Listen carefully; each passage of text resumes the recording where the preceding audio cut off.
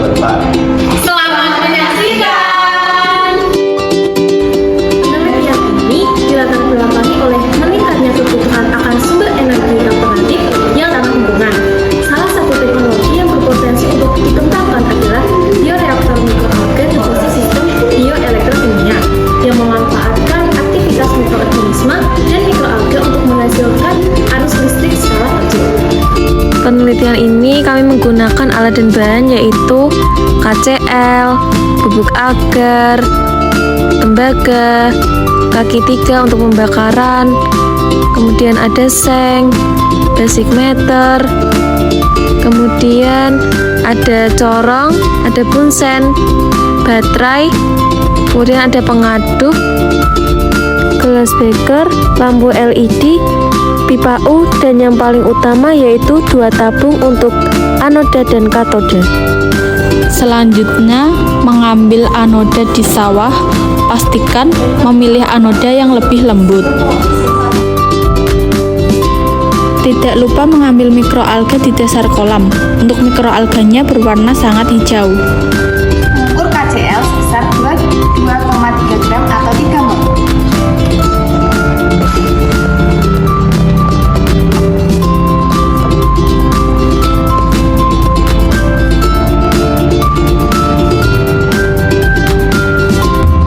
Menakar agar-agar sebesar 4 gram.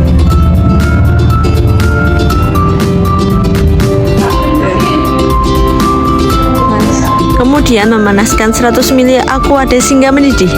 Masukkan KCl ke dalam aqueous yang sudah mendidih.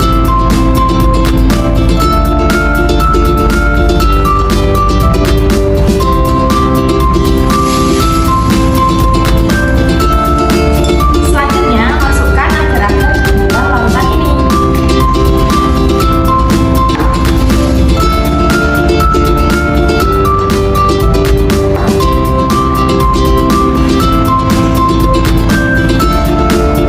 Dan diaduk kembali hingga mengental.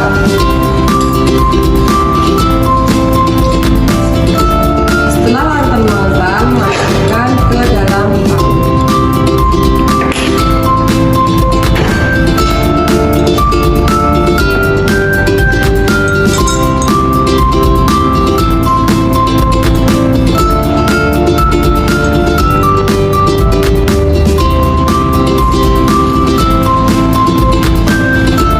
Masukkan mikroalga ke dalam ruangan anoda.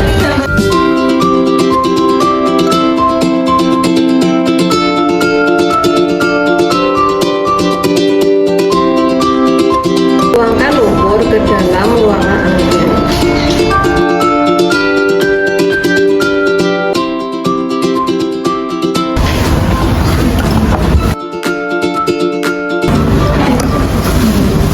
Capitkan tembaga ke dalam kabel merah. Lalu masukkan ke ruangan anoda.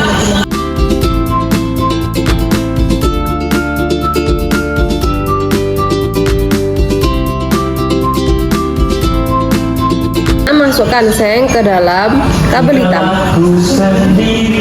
Lalu masukkan pengaduk dan juga seng secara berbarengan ke dalam ruangan aqueduct.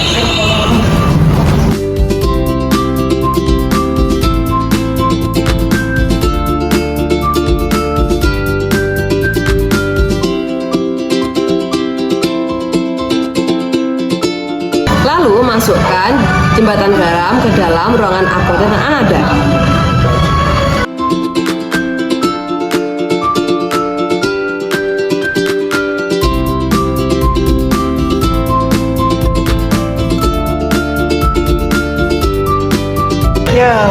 Lalu colokkan lampu LED ke stop kontak.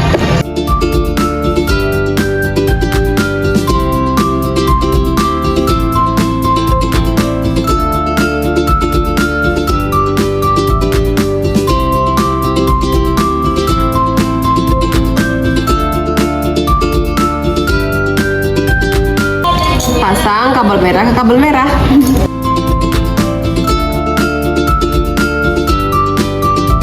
Lalu pasang kabel hitam ke kabel hitam.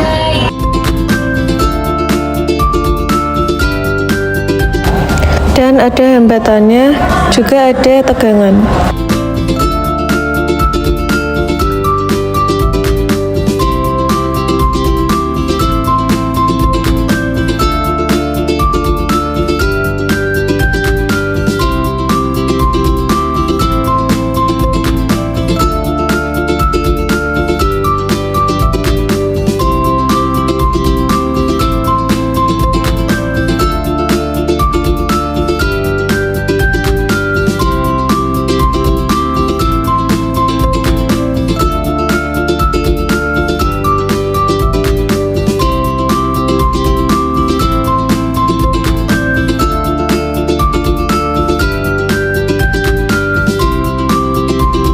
Nah, dalam penelitian ini, kami merancang sebuah reaktor dua ruang, yaitu ruang anoda dan ruang katoda.